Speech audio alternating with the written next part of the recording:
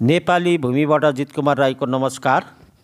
रुस युक्रेन युद्धबाट तेस्रो विश्वयुद्धको थालनी हुन्छ भन्ने डर त्रास भयमा रहेका हामी आज फेरि प्यालेस्टाइन र इजरायलको युद्धले फेरि डर त्रास ल्याइदिएको छ।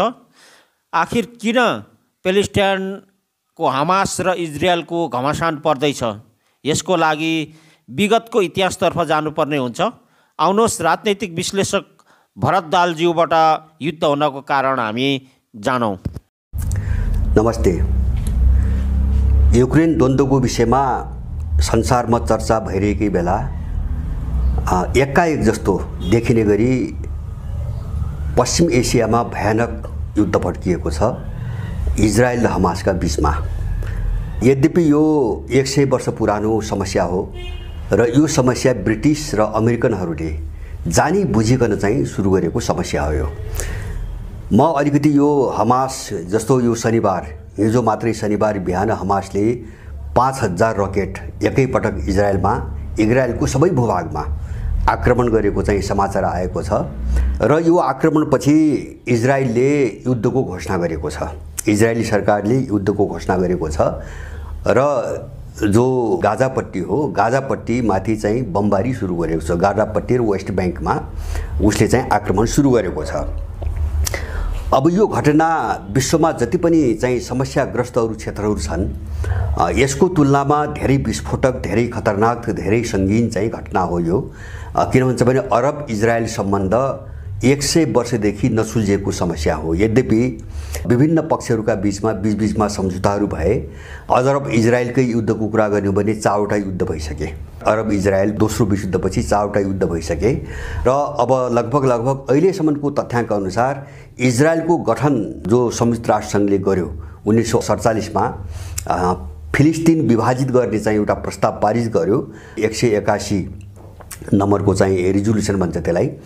अब त्यसदेखि अहिलेसम्मको राष्ट्रसङ्घको आँकडा अनुसार 67,000 उसको यो चाहिँ देखाएको तथ्याङ्क मात्र हो हैन।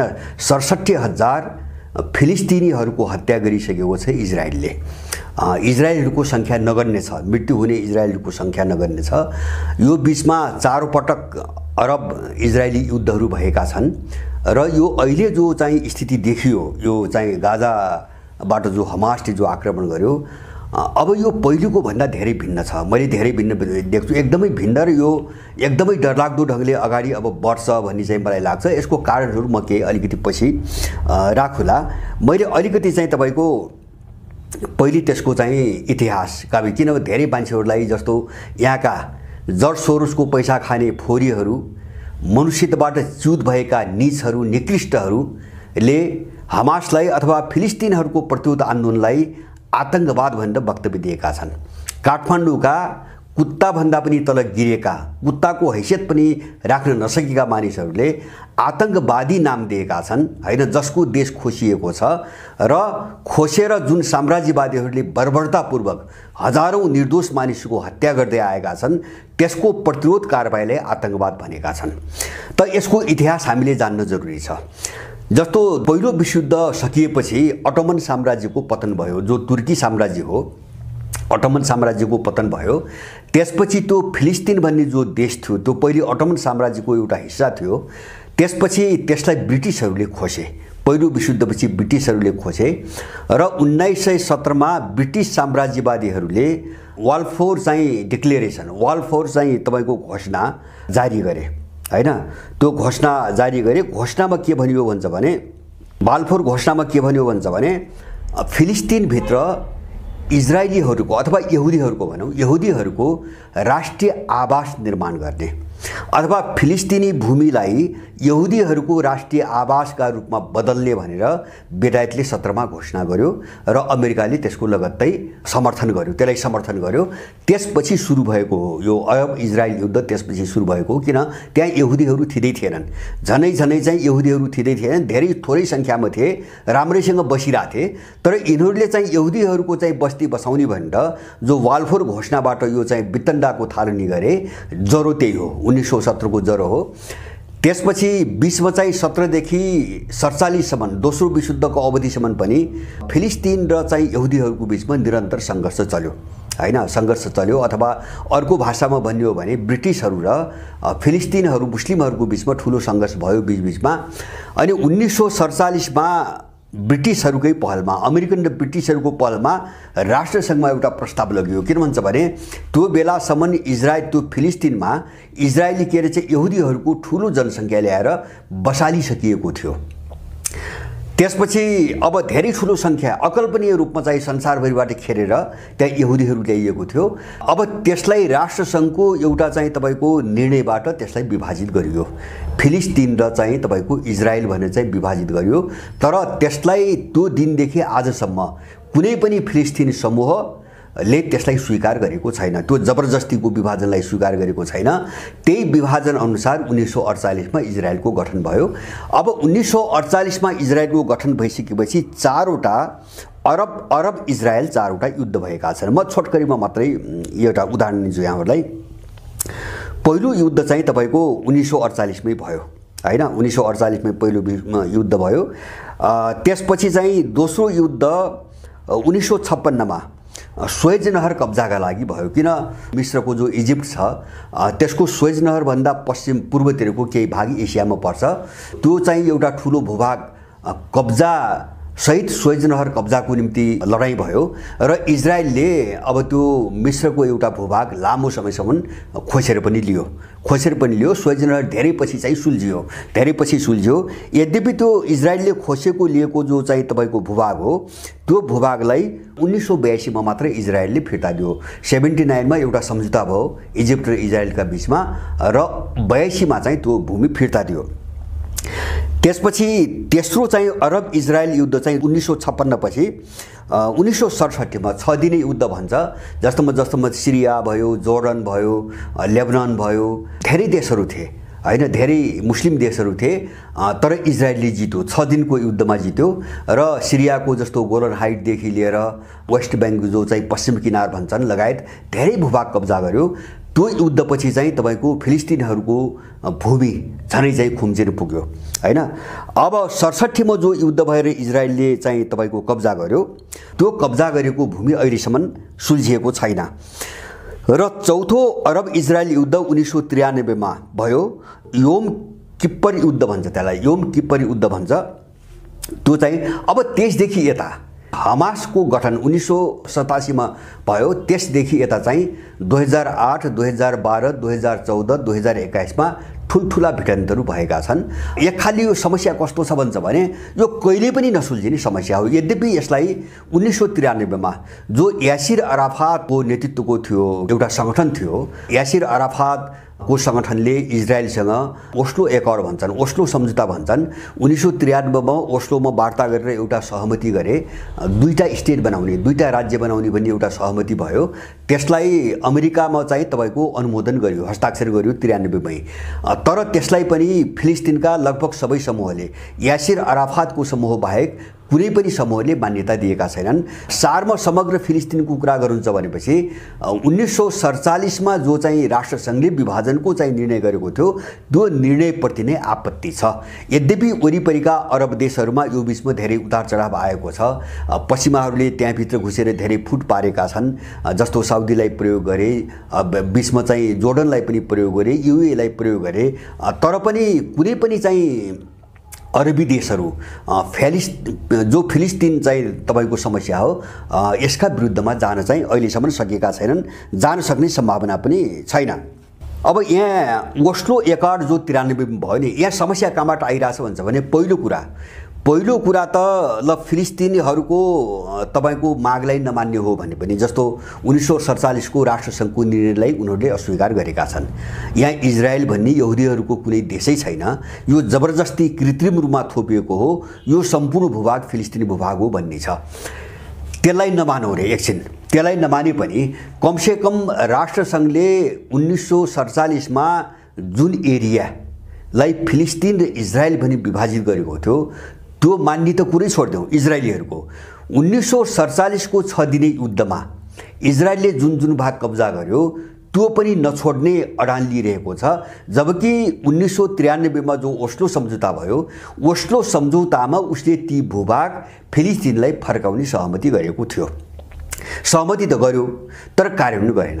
अहिले पनि इजरायलको चाहिँ तपाईँको अडान कहाँ छ भन्छ भने 67 मा जुन भूभागहरू जस्तो चाहिँ तपाईँको मैले भने नि गोलान हार्डी भयो, पश्चिम किनार भयो, पश्चिम किनारको ठुलो भाग भयो, त्यो मात्र होइन गाजाको एउटा ठुलै भूभाग पनि इजरायलीहरूले कब्जा मात्र गरेका छैनन् कि उनीहरूले जबरजस्ती यहुदी बस्ती बसालिरहेका छन् हैन। जुन फिलिस्तिनी भूभाग हो त्यो राष्ट्रसङ्घले पनि मान्यता दिएको, त्यसमा जबरजस्ती इजरायलीहरूको यहुदीहरूको एउटा बस्ती चाहिँ विकास गरिरहेका छन्, विस्तार गरिरहेका छन्। र हुँदा चाहिँ जस्तो राष्ट्रसङ्घले जेरुसलमलाई चाहिँ एउटा अन्तर्राष्ट्रिय भूमिको रूपमा राखेको थियो र पश्चिमी जेरुसलम त 1993 को सम्झौता अनुसार पश्चिमी जेरुसलम इजरायलको अधीनमा र पूर्वी जेरुसलम फिलिस्तिनको अधीनमा भन्ने सम्झौता थियो। पूर्वी जेरुसलमको जो अल अक्सा मस्जिद हो त्यो मस्जिद माथिको भित्रको अतिक्रमण नै अहिलेको समस्याको मूलजड देखिन्छ। त उनीहरूले चाहिँ सम्झौतामा भएका चाहिँ फिलिस्तिनलाई भनेर आफैले दिएका भूभागमा पनि जो जबरजस्ती गरिरहेका छन् नि, समस्या त्यहाँबाट आइरहेको छ। अब यो कस्तो देखिन्छ भन्छ भने यसका पछाडिको मुख्य अपराधी गिरोह भनेको अमेरिका हो, कोही पनि होइन। यसका अगाडिको अमेरिकन र ब्रिटिसहरू हुन्, किन अमेरिकाको एउटा ग्रेटर इजरायल भन्ने एउटा डिजाइन छ। उसले चाहिँ तपाईँको जस्तो त्यो अहिलेको जो इजरायलको नक्सा देखिन्छ, जो नक्सा देखिन्छ त्यो टोटल सम्पूर्ण नक्सा चाहिँ तपाईँको यहुदीहरूको बनाएर अथवा चाहिँ मुस्लिमहरूलाई त्यहाँबाट टोटल विस्थापित गरेर, अझ त्यो मात्रै होइन कि सिरियाको भूभाग, जोर्डनको भूभाग, इजिप्टको केही भूभागसम्म इजरायलको विस्तार गरेर एउटा ग्रेटर इजरायल बनाउने एउटा चाहिँ तपाईँको योजना अमेरिकाले धेरै पहिले बनाएको हो, ताकि मध्यपूर्वमा उसको निम्ति विशाल एउटा सैन्य चाहिँ तपाईँका इलाका निर्माण होस् हैन। यहुदीहरूको ढाडमा टेकेर त्यो मध्यपूर्वलाई अथवा सिङ्गो अरब जगतलाई कन्ट्रोल गर्ने एउटा ठुलो चाहिँ तपाईँको उसको बेस एरिया, उसको चाहिँ आधार इलाका चाहिँ निर्माण होस् भनेर उसले चाहिँ जो ग्रेटर इजरायलको चाहिँ तपाईँको योजना अगाडि बढाएको छ भित्रभित्र, त्यसैको नतिजा हो। जस्तो इजरायलीहरू उद्दण्ड हुने हैन, पटक पटक उद्दण्ड हुने, हिंसक हुने, लगातार चाहिँ तपाईँको फिलिस्तिनमा अथवा आक्रमण गरिराख्ने जो प्रवृत्ति देखाइरहेका छन्, यसका पछाडि अमेरिकन र ब्रिटिसहरूको ग्रेटर इजरायलको मुद्दाले नै काम गरिरहेको छ। जस्तो मैले 1993 भन्थे, जस्तो अहिले इजरायलको बदमासी कहाँसम्म देखिन्छ भन्छ भने त्यस बेला भएका 3 मुख्य सम्झौतामा जस्तो फिलिस्तिन प्राधिकारलाई स्थापना गर्ने मान्यता दिने अथवा फिलिस्तिनको सरकारलाई मान्यता दिने नम्बर एउटा। दोस्रो चाहिँ 5 वर्षभित्र 93 मा भएको सम्झौता हो 98 सम्ममा हैन, पश्चिमी किनार जो वेस्ट ब्याङ्क भन्छ, गाजापट्टी, यो दुवै क्षेत्रलाई फिलिस्तिनका हातमा हस्तान्तरण गर्ने, जो 67 मा इजरायलले कब्जा गरेको थियो, फिलिस्तिनको हातमा हस्तान्तरण गर्ने। त्यसपछि सीमा समस्या, बाँकी सीमा समस्या, शरणार्थी समस्या र जेरुसलमका बारेमा वार्ता गर्ने भन्ने चाहिँ सहमति भएको थिए। इजरायलले कुनै पनि सहमति चाहिँ मान्न इन्कार गर्यो। त्यसैको नतिजा हो। हमासको त अडान के छ भन्छ भने हमासले त 47 के विभाजनलाई मान्दैन। हमास मात्रै होइन, फिलिस्तिनका कुनै पनि सङ्गठनले मान्दैनन्। जस्तो यासिर अराफातको सङ्गठन, यासिर अराफात मरिसके, उनको सङ्गठन बाहेक कसैले पनि त्यो सम्झौता स्वीकार गरेको छैन। त्यसकारणले यो मुद्दा कस्तो भन्छ भने संसारमा जति पनि चाहिँ तपाईँको विवादास्पद ठाउँहरू छन्, ती सबैभन्दा सङ्गीन, सबैभन्दा खतरनाक र सबैभन्दा गम्भीर खालको तपाईँको मुद्दा हो यहुदी र चाहिँ तपाईँको फिलिस्तिनहरूको मुद्दा। अब यो अहिले चाहिँ मैले यो जटिल, जस्तो हामीले बारम्बार चर्चा गर्छौँ, हामीले भन्छौँ जस्तो कतिखेर चाहिँ तपाईँको विश्वयुद्ध भड्किने हो, कतिखेर विश्वका अरू युद्ध फ्रन्टहरू चाहिँ खुल्ने हुन्, जस्तो विशेष गरी अमेरिकाले त्यो कोसिस गरिरहेछ हैन। जस्तो मैले यहाँहरूलाई केही दिन अगाडि मात्रै राखेका थिएँ हैन, जस्तो जर्जिया गिजोल्न खोजिरहेछ, हङ्गेरी गिजोल्न खोजिरहेछ, त्यसपछि चाहिँ तपाईँको के अरे चाहिँ ताइवान गिजोल्न खोजिरहेछ, फिलिपिन्सलाई भिडाउन खोजिरहेछ, साउदीलाई चाहिँ इरानसँग अहिले पनि साउदीलाई उसले वार्ता गरिरहेको छ। संयोगले अहिले यो घटना घट्यो, अब साउदी धेरै हच्किनुपर्ने स्थिति आयो। होइन भने साउदी अरबको सुरक्षाको ग्यारेन्टी लिएर अथवा साउदी अरबको सुरक्षाको ग्यारेन्टीको निम्ति सम्झौता गरेर इरानसँग जुधाउने हैन, मेरो आफ्नो भाषामा इरानसँग जुधाउने, जस्तो साउदी ब्रिक्ससँग गएको छ त्यहाँबाट कटाउने, अहिले चाहिँ जस्तो चीन र रुससँग नजिक छ त्यहाँबाट साउदीलाई कटाउने र साउदी अरबलाई एउटा युद्धको अवस्थामा ल्याउने अहिले पनि चाहिँ अमेरिकाले वार्ता गरिरहेको छ। र त्यसको निम्ति उसले म सुरक्षा ग्यारेन्टी दिन्छु। जस्तो साउदीमाथि कुनै सुरक्षा भयो भने त्यसको निम्ति अमेरिका लड्छ भनेर सम्झौता गराउनुको निम्ति इजरायलसँग सम्झौता गराउने, त्यो ग्यारेन्टी अमेरिकाले लिने, इजरायलसँग सम्झौता गराउने। किन अहिलेसम्म साउदी अरबले इजरायल राष्ट्रको अस्तित्वलाई मान्यता दिएको छैन, राष्ट्रसङ्घले निर्णय गरे पनि दिएको छैन, युएईले पनि दिएको छैन हैन। अरू देशहरू त कुरै छोड्यौँ, अरब जगतबाट इजरायलले अहिले पनि मान्यता पाइरहेको छैन। त इजरायललाई मान्यता दिलाउने, इजरायलसँग सम्बन्ध सुधार गर्ने, फिलिस्तिनको मुद्दा छोड्न लगाउने, त्यस बापत चाहिँ तपाईँको अमेरिकाले साउदी अरबको चाहिँ सुरक्षा ग्यारेन्टी गर्ने र त्यसमा थप उसको अहिले शर्त के छ भन्छ भने जस्तो रुससँग ओपेक सङ्गठनमा बसिया छ, रुसको कारणले चाहिँ तेल उत्पादनमा कटौती गरेर धेरै ठुलो नोक्सानी भइरहेछ भने उनीहरूलाई लागिरहेछ अमेरिकनहरूलाई, त्यो आगामी वर्षदेखि तेलको उत्पादन बढाउने, रुसले नबढाए पनि साउदीले बढाउने आदि इत्यादि केही शर्तमा अहिले पनि अमेरिकाले, किन भन्छ भने मध्यपूर्व भाँड्ने हुन त संसारै भाँड्ने अमेरिका हो, मध्यपूर्व भाँड्ने नै तपाईँको अमेरिका हो। अमेरिकाको कारणले मध्यपूर्वमा शान्ति स्थापित हुने कुनै पनि सम्भावना छैन। त अहिलेको केसलाई अलिकति म चाहिँ जो अहिले जो हमासले आक्रमण गर्यो सबैको निम्ति अप्रत्याशित, अकल्पनीय र कसैले अनुमान नगरेको। जस्तो अहिले आएका विभिन्न चाहिँ मान्छेहरूका टिका टिप्पणी हेर्दाखेरि इजरायलको जासुसी संस्था पनि पूर्ण रूपमा फेल भयो भनी टिका टिप्पणी भइरहेछ। यत्रो आक्रमण 20 मिनटमा 5000 मिसाइलले आक्रमण गर्दाखेरि पनि, यत्रो तयारी गर्दाखेरि पनि मोसादले चाहिँ सुईको पाएन हैन। माने इजरायल कसरी फेल हुँदैछ हैन, यो कोणबाट पनि व्याख्या भइरहेछ। अर्को चाहिँ अब यत्रो सङ्ख्याको चाहिँ तपाईँको रकेटहरू, त्यसमा पनि अब आइरन डोम जो चाहिँ इजरायलको प्रतिरक्षा प्रणाली छ त्यसले रोक्न सकेन, एक त रोक्न सकेन हैन, उसले जति चाहिँ सक्छौ भन्ने थियो, उसको जो क्षमताको प्रचार गरिन्थ्यो त्यो अनुसार उसले रोक्न पनि सकेन, दोस्रो रोकेर सम्भव पनि थिएन हैन। 5000 चाहिँ रकेटहरू उसको प्रतिरक्षा प्रणालीले रोकेर सम्भव पनि थिएन।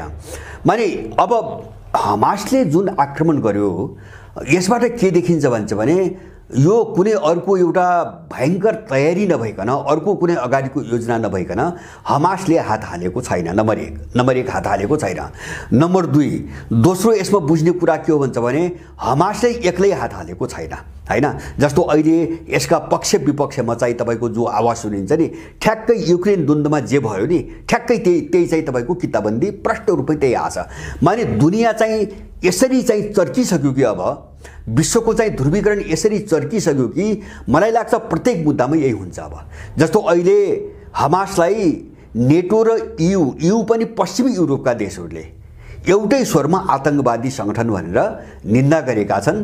त्यसमा चाहिँ मोदी जस्ता लम्पटहरू पनि त्यसमा मिसिएका छन्, जसले आजसम्म नौटङ्की देखाउँथे हामी फिलिस्तिनी राज्यको पक्षमा छौँ हैन, इजरायलको ज्यादती हो, इन्डियाको अहिलेसम्मको भूमिका फिलिस्तिनको पक्षमै थियो।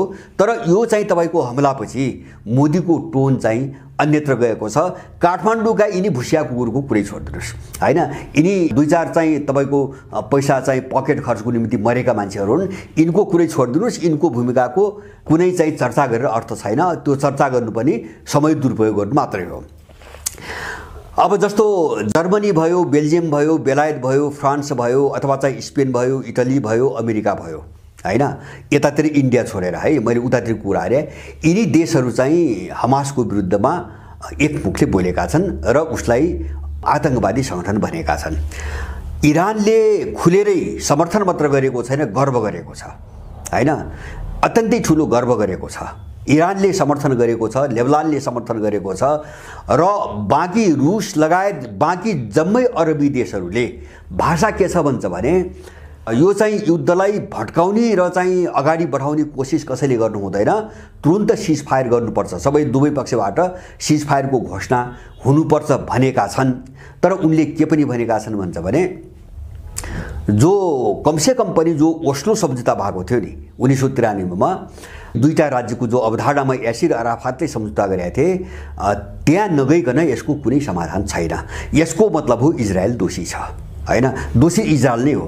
त्यो ओस्लो सम्झौता जो चाहिँ मान्दैन भनिरहेको छ नि, इजरायल नै दोषी हो। त्यसकारणले गर्दाखेरि युद्धविराम गर्नुपर्छ भनेर अपिल गरे, यो पक्षको निन्दा र त्यो पक्षको समर्थन गरेका छैनन्, तर चाहिँ इजरायल नै यसका पछाडिको जड हो र त्योभन्दा पनि चाहिँ इजरायललाई त्यो ठाउँमा अगाडि बढाउने चाहिँ अमेरिका नै हो भन्ने छ। अप्रत्यक्ष भाषामा अमेरिका नै छ। र अब जेलेन्स्की एउटा चाहिँ खुलेर समर्थन गर्ने हैन, उनी आफै पनि यहुदी हुन्, त्यसमा पनि उनलाई अहिले युक्रेन द्वन्द्वलाई लिएर इजरायलबाट बारम्बार सहयोग मागिरहेछन्। इजरायलले खुलेर दिन सकेका छैन रुसको डरले। त्यसमाथि यो घटनाले झन् ठुलो समस्यामा पुर्याउँदैछ। सबभन्दा अगाडि उफ्रेर हमासलाई आतंकवादी विश्व जनमत एकजुट उही नयाँ जोगी भन्छ नि, नयाँ जोगीले बढी खरानी गर्छ भने चाहिँ सबभन्दा बढी उग्र रूपमा खरानी गर्छ जेलेन्स्की देखिया छन्। सायद त्यो चाहिँ इजरायलको चाकरी गरेर सहयोग जुटाउने उनको एउटा प्रयास पनि होला। तर खैर अब यो चाहिँ घटना मैले अलिकति विश्लेषण, यो त घटनाहरू भयो, अब यसलाई अलिकति विश्लेषण हेर्नु हो भने मलाई के लाग्छ भन्छ भने इजरायल जो 4वटा अरब इजरायली युद्ध भए, अहिले हमाससँग सुरु भएको द्वन्द्व इजरायलको निम्ति अब त्यति सजिलो छैन हैन, यति सजिलो छैन। यसमा स्पष्ट भएर चाहिँ तपाईको भन्न सकिन्छ। किन सजिलो छैन भन्छ भने नम्बर 1 युक्रेन द्वन्द्वको कारणले विश्व चाहिँ 2 कित्तामा ध्रुवीकृत भइसकेको छ हैन। अब चाहिँ त्यो लोलो पोचो अथवा चाहिँ हिजो चाहिँ 4वटा अरब इजरायल जो युद्धहरू भए, बीचमा त्यस्तै खालको वार्ता सुलह सम्झौता अथवा सबैको सत्प्रयास भनौँ न, त्यो सत्प्रयासबाट अब यो वार्तामा अगाडि बढ्ने सम्भावना मैले देख्दिनँ। वार्ता होला तर यसको कुनै नतिजा निस्कने सम्भावना मैले देख्दिनँ। नम्बर 1 त्यो विश्वको ध्रुवीकरणको कारणले हैन। अब बाँकी जो अमेरिका र पश्चिमी युरोप विशेष गरिकन अब फाटाफुट्टा वरिपरि चाहिँ उनका वरिपरि घुम्ने केही सेटेलाइट बाहेक, जस्तो इन्डिया जस्ता सेटेलाइट बाहेक अब नेपालका मान्छेको त के कुरा गर्नु। अब मैले चाहिँ त्यो ध्रुवीकरणबाट चाहिँ अब यो मुद्दा बाहिर जान्छ भन्ने सम्भावना देखिँदैन। किन त्यो प्रतिक्रिया जो आयो नि बाहिर, यसले पनि यो सम्भावना देखिँदैन। सिङ्गो अरब मात्र होइन, सिङ्गो विश्व चाहे मौनता देखाएर होस् वा यसमध्ये कुनै देशहरू खुलेर होस्, बिस्तारै बिस्तारै फिलिस्तिनकै पक्षमा खुल्नुपर्छ। किन संसार सबै फिलिस्तिनकै पक्षमा छ पहिलेदेखि। त्यसकारणले इजरायललाई अब सजिलो छैन। जो 67 सम्म अथवा त्यस पछाडि पनि जो फाटफुट सङ्घर्ष हुँदै आथे, मैले भने 8मा हमाससँग त 8मा भयो, 12मा भयो, 14मा भयो, 21मा भयो, अब वर्षेनी भइरहेछन्, सानातिना त वर्षेनी भइरहेछन्। अब त्यसरी जसरी आयो त्यही ढङ्गले इजरायल अगाडि बढिरहन सम्भव छैन। नम्बर 1। नम्बर 2 अब हमास लगायत विभिन्न फिलिस्तिनी जो समूहहरू छन् उनीहरू हिजका अवस्थामा छैनन् अथवा कमजोर र निरीह छैनन्। एउटा हमासले एकैपटक 5000 रकेट हान्छ भने हैन, अब त्यो शक्ति धेरै मजबुत छ भन्ने देखिन्छ। नम्बर 2। नम्बर 3 अहिलेको इरान अमेरिकालाई चुनौती दिएर बसेको इरान हो हैन। 67 को इरान हो, न 93 को इरान हो। त्यसकारणले अहिलेको इरान मध्यपूर्वको सुपर पावर हो हैन, मध्यपूर्वको सुपर पावर हो। अब उनीहरूलाई त कति आशंका छ अमेरिकनहरूलाई भन्छ भने के हो भित्र चाहिँ इजरायल भन्दा पनि धेरै ठुलो बलियो। त्यति मात्र हैन, आफैसँग भिड्ने हो भने पनि कहीँ आफैलाई पनि सिद्ध्याउने हो कि भनेर अमेरिकनहरू एउटा चाहिँ अज्ञात भएबाट त्रस्त छन्, इरानसँग त्रस्त छन्। इरान ठुलो शक्तिको रूपमा उदाइसकेको छ हैन। तेस्रो हामीले बुझ्नु कुरा मैले भने पहिलो युक्रेन द्वन्द्वपछिको ध्रुवीकरण अब इजरायललाई कठिन, माने आफ्नो पक्षमा चाहिँ तपाईको पार्न वा अब न्युट्रल बस्न बाध्य बनाउने जो एउटा परिस्थिति हुन्छ। किन भन्छ भने अब अमेरिकन र युरोपियनहरू खुलेर इजरायलको पक्षमा आइसकेपछि अर्को पक्षले बिस्तारै त्यही मुभ गर्छ जो इजरायलको अनुकूल अब चाहिँ हुँदैन हैन। यिनी कारणले इजरायललाई अब सजिलो छैन, अझ सजिलो छैन। र यो 100 वर्षको जो चाहिँ यो चाहिँ क्यान्सर बनायो नि यो चाहिँ अमेरिकन र चाहिँ के अरे ब्रिटिसहरूले, अब उनकै निम्ति पनि यो चाहिँ घातक भएर जाने सम्भावना एकदम चाहिँ प्रबल भएर गयो। दोस्रो, यसले मध्यपूर्वमा समीकरण उल्टाउँछ। अब उल्टाउँछ किन हमासको आक्रमण सामान्य र चान्चुने हो मलाई त्यस्तो चाहिँ लाग्दैन। बिना तयारी भोलिको अब अगाडिको बिना कुनै तयारी चाहिँ तपाईको यो आक्रमण भएको छ मलाई त्यस्तो लाग्दैन। र त्यो मात्र हैन, चाहिँ के अरे चाहिँ हिजबुल्लादेखि लिएर जो लेबनानको शक्ति छ, हिजबुल्लादेखि लिएर त्यो वरिपरिका देशहरू र विद्रोही समूहहरूले, विद्रोही समूह मात्र हैन, फिलिस्तिनको जो प्राधिकार छ, जो फिलिस्तिन सरकार हो नि आधिकारिक अहिले पनि जो फिलिस्तिनमा सरकार छ, उसले पनि आत्मरक्षाको निम्ति सबै फिलिस्तिनीहरूलाई अगाडि बढ्नुको निम्ति अपिल गरिसकेको छ। किन फिलिस्तिन पनि जसले सम्झौता गर्यो हैन 93 मा जसले सम्झौता गर्यो उसले आत्मरक्षाको निम्ति अब अगाडि आउनुको निम्ति भनेर अपिल गरिसकेको छ हैन। फिलिस्तिन पनि अब न्युट्रल बस्न सक्ने अवस्था छैन। यासिर अराफात, फिलिस्तिन भनेको यासिर अराफातको समूह जो सरकारमा छ। त्यसकारणले गर्दाखेरि अब यसले सबभन्दा ठुलो झट्का दिनेछ साउदीलाई। मैले अघि नै भने जसरी अहिले अमेरिकाले साउदीसँग इजरायलको सम्झौता गराएर इजरायललाई मान्यता दिलाउने, फिलिस्तिन मुद्दा छोड्न लगाउने अथवा चाहिँ विभिन्न अब तेलको उत्पादनदेखि लिएर रुस चीनसँग कटाउने जुन प्रयास गरिरहेछ यसमा जबरजस्त धक्का लागेको छ र साउदी अरब अब एक्लै चाहिँ त्यहाँ बाँच्न सक्ने अवस्था छैन। साउदी त्यो दिशातिर गयो भने साउदी अरबमा विद्रोह हुन्छ। अब किन भन्छ भने युएई पनि खुलेर विरोधमा आयो, कतार त्योभन्दा अगाडि बोल्यो। अब अहिले पश्चिमसँग अलिकति नजिक भएका भनेका देश यिनै हुन्। अब साउदीले एक्लै इजरायलसँग सम्बन्ध गाँसेर फिलिस्तिन मुद्दा छोडेर इजरायलले मान्यता दिएर अब साउदी अरब अगाडि डिल गर्न सक्ने सम्भावना मैले देख्दिनँ। यसले चाहिँ मध्यपूर्वको समीकरण पुल चाहिँ तपाईँको उल्टाइदियो। अब त्यसपछि अब अमेरिकनहरूको निम्ति एउटा सङ्कट कहाँ आयो भन्छ भने जस्तो अहिले पनि अमेरिकाबाट चर्चा आइरहेछ। यद्यपि उनले अलिकति झनै 4.5 अरब बरु तदारुकताका साथ 4.5 अरब डलर सहयोग गर्ने इजरायलले भनेका छन्, तर धेरै ठुलो चाहिँ चिज दिने चिज अमेरिकासँग अहिले छैन। इजरायललाई दिन सकिने चिज छैन। यो अमेरिकाको मिडियामा आइरहेछ, यो युरोपियन मिडियामा आइरहेछ। किन अमेरिका आफै चाहिँ नाजुक हालतमा छ। युक्रेन द्वन्द्वपछि अमेरिका आफै नाजुकमा हालत छ। त्यसकारणले अमेरिकन मिडियाले के रिपोर्टिङ गरिरहेछन् भन्छ भने अमेरिकाले जो दिन्थ्यो हिजो इजरायललाई हैन, हिजोका युद्धहरूमा जो इजरायललाई दिन्थ्यो अथवा दिन सक्ने सामर्थ्य थियो त्यो सामर्थ्य नै अमेरिकासँग छैन। त्यसलाई अमेरिकाबाट इजरायलले पाउने ठुलो चाहिँ चिज केही पनि देखिँदैन। एउटा सहानुभूति, समर्थन र अब केही चाहिँ सहयोग बाहेक ठुलो सहयोग पाउन सक्ने सम्भावना केही पनि छैन। यो यथार्थ पनि हो। यथार्थ पनि हो र अमेरिकालाई अर्को एउटा डर के छ भन्छ भने ऊ पनि फस्दै गएको छ। जस्तो हिजो अस्ति मात्रै एउटा समाचार आछ, अफ्रिकाको एउटा समाचार आछ जहाँ नाइजरमा चाहिँ तपाईँको सैन्य विद्रोह भयो। अमेरिका अहिलेसम्म चाहिँ नसमर्थन न विरोध हैन, ऊ त्यसरी डराइरहेछ। नाइजरमा त्यसरी डराइरहेछ। फ्रान्सले सबै सेना फिर्ता लिन बाध्य भइसक्यो हैन, निर्णय भयो। अब सायद चाहिँ तपाईँको फिर्ता पनि भइसक्यो उसका सेनाहरू र तपाईँको अमेरिका डराइरहेछ। र भर्खरै अस्ति समाचार के आएको छ भन्छ भने अमेरिकाले अलिकति सफ्ट भाषामा पुरै सम्बन्ध चाहिँ एकदम खराबै भएर नजाने गरी सफ्ट भाषामा अब त्यो सैन्य विद्रोहको आलोचना गर्ने दिशातिर छलफल गरिरहेको समाचार आइरहेछ हैन। सैन्य विद्रोह सैन्यको चाहिँ गलत थियो हैन, बाजुमको सरकार वैधानिक सरकार हो भनेर चाहिँ आफ्नो मत चाहिँ दिने, मतसम्म राख्ने खालको एउटा छलफल अगाडि बढाइरहेछ भन्ने, गोप्य रूपमा छलफल अगाडि बढाइरहेछ भन्ने समाचार आछ। त्योभन्दा बढी केही गर्न सक्ने हालतमा अमेरिका छैन। अमेरिका कहाँ त्रसित छ त, कहाँ सजग छ भन्छ भने कुनै पनि अर्को ठाउँमा फसियो भने हैन अब उठ्नै नसक्ने गरी फस्दै हामी जान्छौँ भने अमेरिका एकदम त्रसित त्यहाँ भइछन्। उनको हालत त्यहाँ छ। जस्तो ऊ अफ्रिकामा फस्न चाहिँ सकिरहेको छैन। किन अमेरिका त आफूलाई मन परेन भने तुरुन्तै जहाँ पनि बमबारी गर्ने देश हो। अफ्रिकामा फस्न सकिरहेको छैन, ताइवानमा फस्न सकिरहेको छैन, त्यही कोरियामा फस्न सकिरहेको छैन।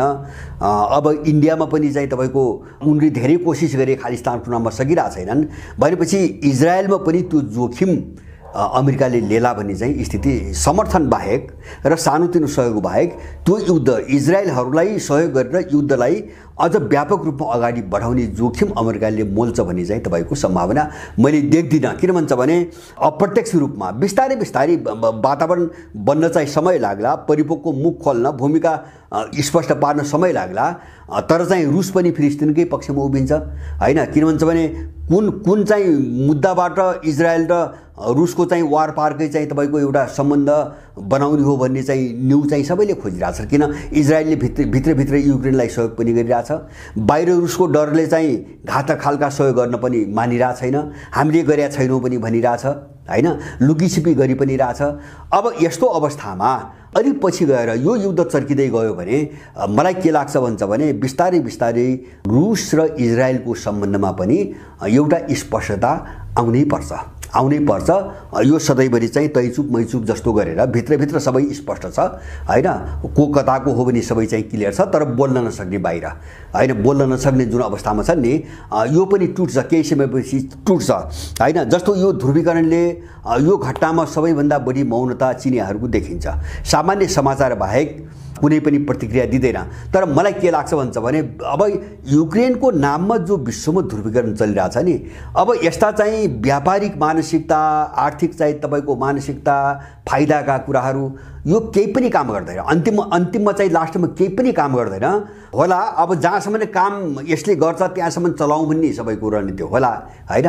तर सधैँभरि चल्छ भने कसैले सोच बनाएको छ भने यो भ्रम मात्रै हो, भ्रम मात्रै हो। यो कि त्यो किता, बस दुनियाँको लडाइँ यति हो।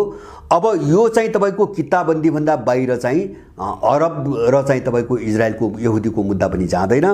त्यस कारणले यो जो चाहिँ तपाईँको घटना अहिले इजरायलमा घट्यो, जुन घटना देखिरहेको छ, मैले भने मेरो निष्कर्ष के हुन्छ भने त्यो अमेरिकन र ब्रिटिसहरूको आडमा यहुदीहरूको अत्याचार, त्यो क्षेत्रमा यहुदीहरूको जो अत्याचार थियो हैन, फिलिस्तिनीहरूलाई देशविहीन बनाउने उनको जो डिजाइन हो, नतिजा त्यसैको हो। किन भन्छ भने प्रतिरोधलाई चाहिँ आतंकवाद भन्ने त बिल्कुल पेशेवरै क्रिमिनल हुन्, अपराधीहरू हैन। जसको देश छैन, जसको देश लुटिएको छ, जो शरणार्थी आफ्नो देशमा शरणार्थी भएर 100 वर्षदेखि बाँचिरहेको छ, त्यसलाई आतंकवादी भन्नेहरू जघन्य अपराधीहरू हुन्, जघन्य अपराधीहरू हुन्। यिनी अपराधीहरूको उन्मूलन हुनैपर्छ। यस्ता अपराधीहरू, संसारलाई यस्तो बनाउने यिनी अपराधीहरू हुन्। त्यसैले जड चाहिँ अमेरिकन र ब्रिटिसहरू हो र त्यसमा चाहिँ उनको आडमा चाहिँ काम गर्ने यहुदीहरू नै हो हैन। फिलिस्तिनीहरूको कुनै पनि दोष छैन। उनले त आफ्नो राज्य मागिरहेछन्, आफ्नो देश मागिरहेछन्, जो देश थियो हिजो, जो जबरजस्ती चाहिँ तपाईँको मेटिएको छ। त्यसकारणले गर्दाखेरि उनीहरूले निरन्तर गर्ने दमन, हत्या, हिंसा, इजरायलका हामी सुन्छौँ नि महिने पछि आक्रमण गरिरहेछ। गाजामा भयो, गाजापट्टीमा भयो, पश्चिम किनारमा भयो, अब कहिलेकाहीँ गोलान हाइटतिर पनि इजरायलले नियमित आक्रमण, अलक्सा मन्दिरको घटना हामी चाहिँ प्रत्येक महिना सुनिरहेछौँ हैन। जबकि अन्तर्राष्ट्रिय चाहिँ तपाईँको राष्ट्रसङ्घले अथवा चाहिँ उसले आफै गरेको सम्झौताले अलक्सा मन्दिर जहाँ छ पूर्वी इजरायल के अरे जेरुसलम, त्यो चाहिँ फिलिस्तिनीहरूको हो भनेर आफै सम्झौता गर्ने, अनि त्यो अलक्सा मन्दिरमा उसले प्रत्येक महिना चाहिँ घुसपैठ गर्ने हैन, दमन गर्ने, मान्छे मार्ने, त्यहाँ मुस्लिमहरूलाई प्रार्थना, हरेक काम गर्दै आछ, बस्ती बसाल्दै आछ। भनेपछि यसलाई आतंकवाद नदेख्ने यिनी जो अपराधी छन् नि, यिनी अपराधीहरू हैन बिल्कुल एउटा चाहिँ तपाईँको अरूको खाएर हैन, साम्राज्यवादको पैसा खाएर बकवास गर्ने अपराधीहरू हुन्। मैले हेरेँ यहाँ केही घिनलाग्दा मिडिया, माफियाको जर्ज सोरोसको पैसा खाने केही मिडिया, दूतावासबाट चाहिँ तपाईँको पैसा खाने मिडिया, घिनलाग्दो शब्दमा चाहिँ आतंकवाद, हमासलाई आतंकवाद भनेर चाहिँ समाचार प्रसारण गरेको देखियो। यस्ता निजहरूको कुरा गरेर चाहिँ पार लागिँदैन। त्यसकारणले गर्दाखेरि हामीले विश्वको लडाइँमा यथार्थ के हो, तथ्य के हो, यो नहेरिकन चाहिँ हामी निष्कर्षमा पुग्न सक्दैनौँ।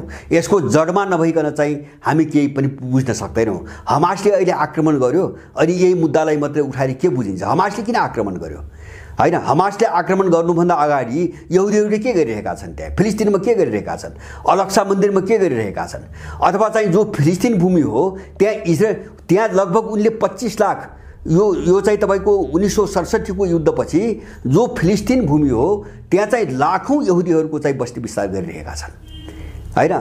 12 महिना उनको बस्ती विस्तार कार्यक्रम छ हैन। त्यो यिनीहरू देख्दैनन्, किनभने उनले पैसामा पालेका मान्छेहरू हुन्, उनका कर्मचारी हुन्, उनको बोल्ने मान्छेहरू हुन्। यस्ता चिजका पछि लाग्ने हो भने होला जो दुष्ट, जो नीच, मैले भने नि जर्ज सोरोस जस्तो माफियाको पैसा खाने नीच, विदेशी चाहिँ तपाईँको दूतावासको पैसा खाने नीच, जो आफ्नो देशको भूमि लुटिँदा त बोल्दैन र आफ्नो देशको भूमि लुट्ने एउटा साम्राज्यवादीसँग चाहिँ मित्रताको तपाईँको पाखण्ड प्रदर्शन गर्छ, उपदेश दिन्छ।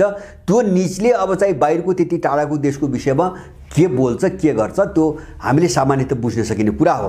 त्यस कारणले गर्दाखेरि हामीले मात्र यति के बुझौँ हुन्छ भने, मैले अन्त्यमा जस्तो इजरायल र यहुदी र चाहिँ मुस्लिमहरूको जो स्थिति आयो नि, यो सम्भावना विश्वको धेरै ठाउँमा छ।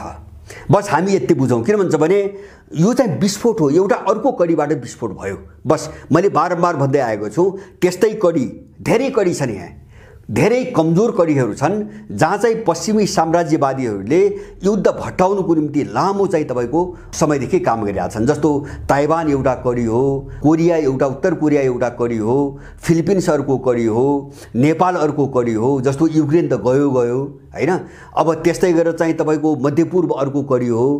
चाहे चाहिँ साउदी र इरानको सम्बन्ध त्यो कोसिस उनले गरिरहेछन्, चाहे चाहिँ यहुदी र चाहिँ फिलिस्तिनीहरूको कुरा गर्नुहोस्, चाहे कोसोभो कुरा गर्नुहोस्, अथवा चाहे चाहिँ अहिले पछिल्लो कालमा जर्जियाको कुरा आइरहेछ, अथवा चाहिँ अफ्रिकी देशहरू भन्नुहोस्। यिनले नयाँ युद्ध मोर्चा खोल्नको निम्ति भरमगदुर कोसिस गरिरहेछन् र एउटा विस्फोट भयो मध्यपूर्वमा। बस कुरै यति हो मैले बुझेको।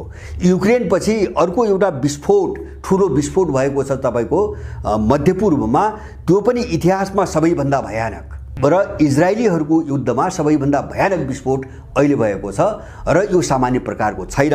र यस्तै अर्को कडी कहीँ विस्फोट हुन सक्छ, त्यो कडी नेपाल पनि हो। बस हामीले यति बुझौँ। जस्तो हामीले लागेको थियो नि, मैले बारम्बार भन्छु, यो सन्नाटा जो छ नि विश्वभरि अहिले, यो आधी आउनुभन्दा अगाडिको जो सन्नाटा, जो शान्ति हुन्छ नि, हावा कति पनि चाहिँ चलमल नगरेको जो अवस्था हुन्छ नि, त्यो अवस्थामा संसार छ।